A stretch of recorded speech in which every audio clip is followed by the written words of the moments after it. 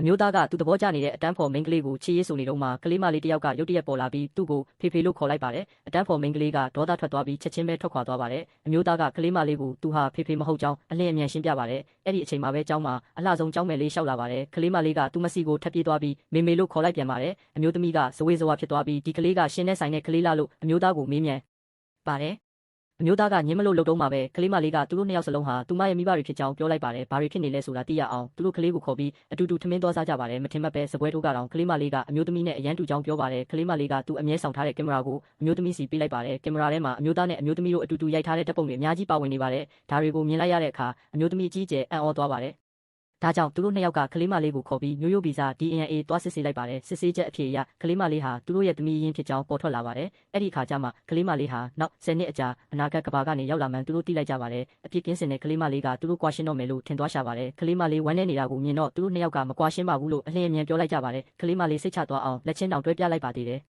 နောက်ပိုင်းမှာသူတို့ကကလေးမလေးကိုဈေးဝယ်စင်တာစီခေါ်သွားကြပါတယ်။အဲ့ဒီအချိန်မှာကလေးမလေးကလက်တွဲထားတဲ့စုံတွဲတွေကိုရုပ်ရှင်လက်မှတ်အလကားပေးတဲ့လှုပ်ရှားမှုတစ်ခုကိုတွေ့လိုက်ရပါတယ်။ဒါကြောင့်သူမကအမျိုးသားကိုစည်ရင်သွားသွင်းဖို့ချက်ချင်းပြောပါတယ်။အမျိုးသမီးကတိတ်တိတ်လေးထွက်ပြေးဖို့ကြိုးစားပေမဲ့ကလေးမလေးကမိသွားပါတယ်။အမျိုးသားကစည်ရင်သွင်းတဲ့ကောင်တာကိုတွားလိုက်တဲ့အခါပွဲစီစဉ်သူဟာသူ့ရဲ့အခြေရေးပြိုင်ဘက်ဟောင်းဖြစ်နေတာကိုတွေ့လိုက်ရပါတယ်။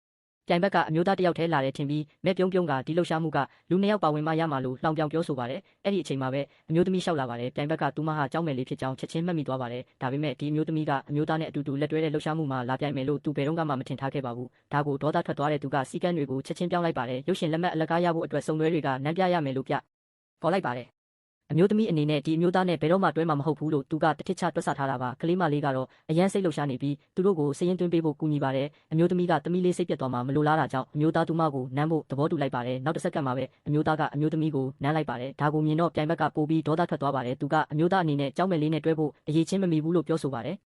ဒါပေမဲ့သူတို့နှစ်ယောက်စလုံးကပြိုင်ဘက်ကိုပြိုင်တူပါရိုက်လိုက်ကြပါတယ်။အဲ့ဒီအချိန်မှာပဲပြိုင်ဘက်ရဲ့ဖခင်ရောက်လာပါတယ်။ပြိုင်ဘက်ကသူ့အဖေကိုချက်ချင်းတိုင်တော့ပါတော့တယ်။သူတို့နှစ်ယောက်ကသူ့ကိုအနိုင်ကျင့်ကြောင်းပြောပါတယ်။တိုးတော်လည်းပြိုင်ဘက်ရဲ့ဖခင်ကအမျိုးသမီးကိုမြင်လိုက်တဲ့အခါမှာတော့ချက်ချင်းတူးထုတ်ချလိုက်ပါတယ်။တကယ်တော့ဒီအမျိုးသမီးဟာဘီလီယံနာတထေးကြီးရဲ့သမီးဖြစ်နေလို့ပါ။ပြိုင်ဘက်အနေနဲ့လုံးဝပြဿနာသွားရှာလို့မရတဲ့သူမျိုးဖြစ်ပါတယ်။ရုပ်ရှင်လက်မှတ်တွေကိုအမျိုးသမီးလက်